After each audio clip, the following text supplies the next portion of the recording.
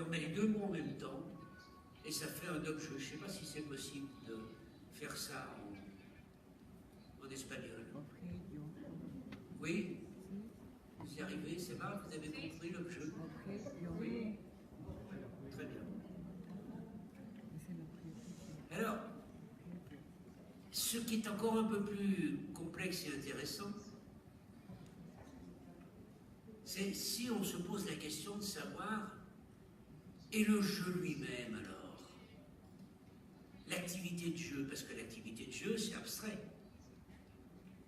Je joue, oui, mais quand je joue, je me livre à cette activité très particulière qui est celle de jouer.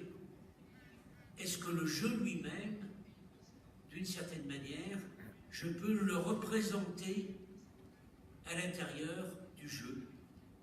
Est-ce que je peux avoir des jeux qui représentent le jeu?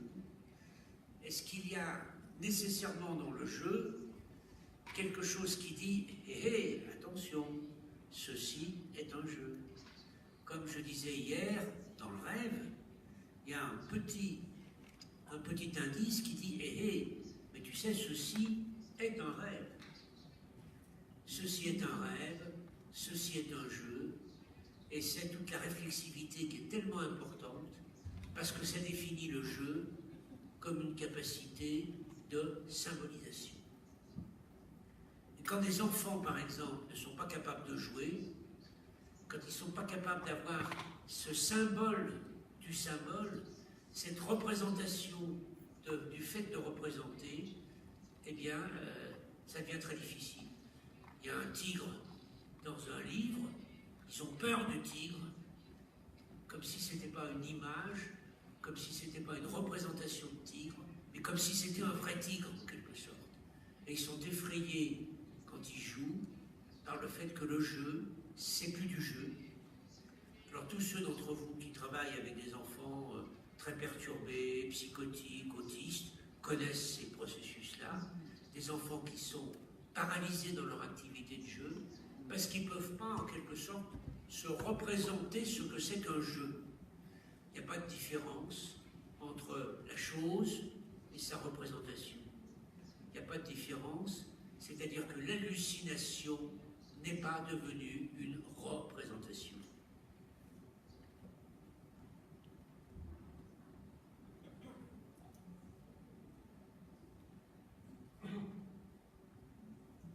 Ça va, donc là on est devant quelque chose qui nous fait avancer encore d'un pas, parce que nous étions devant la question suivante. Comment est-ce qu'on fait pour commencer à symboliser l'expérience?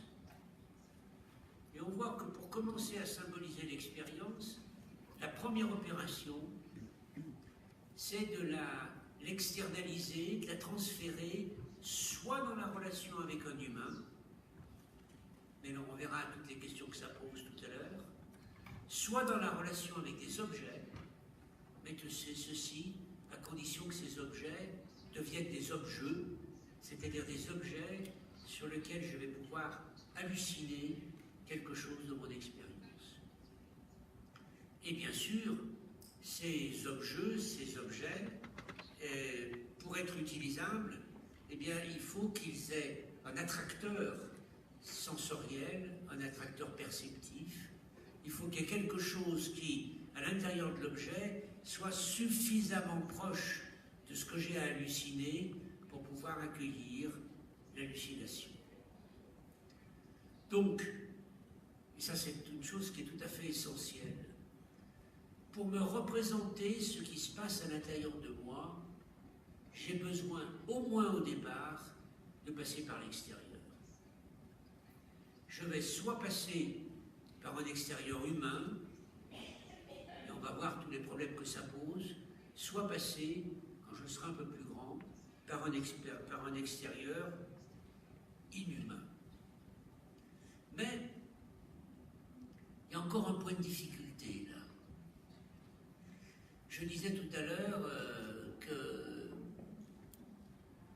si l'objet, pour être un objet attracteur de l'hallucination, doit comporter quelque chose de semblable, par contre, en même temps, il doit comporter quelque chose de non tout à fait semblable.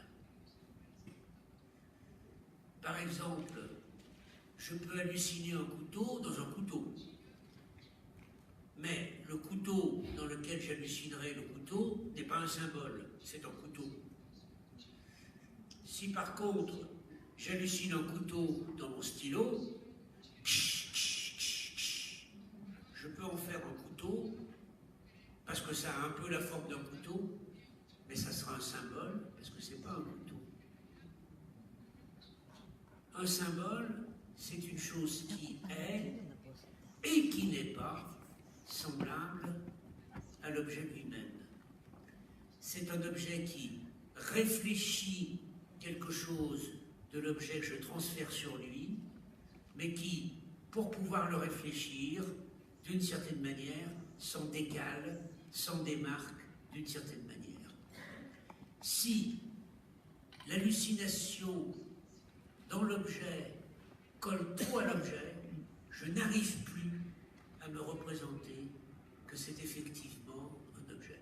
Autrement dit, si vous voulez par exemple que l'enfant ait la possibilité, dans l'espace de jeu que vous lui proposez, si vous voulez qu'il ait la possibilité de jouer à la communication avec sa mère, si vous lui mettez un vrai téléphone avec le numéro de sa mère dans le téléphone, il va au bout d'un certain temps être capable d'appeler sa mère. Ça ne sera plus du jeu, ça sera un appel véritable vers la mère. Si vous mettez un téléphone en matière plastique qui ne peut pas appeler la mère, à ce moment-là, il pourra jouer à appeler la mère. Le téléphone sera suffisamment proche du téléphone pour qu'il puisse imaginer et figurer en quelque sorte l'appel, et en même temps suffisamment éloigné pour que ça reste du jeu. Il y a une caractéristique du jeu qui est tout à fait importante, c'est ce qu'on appelle le faire semblant.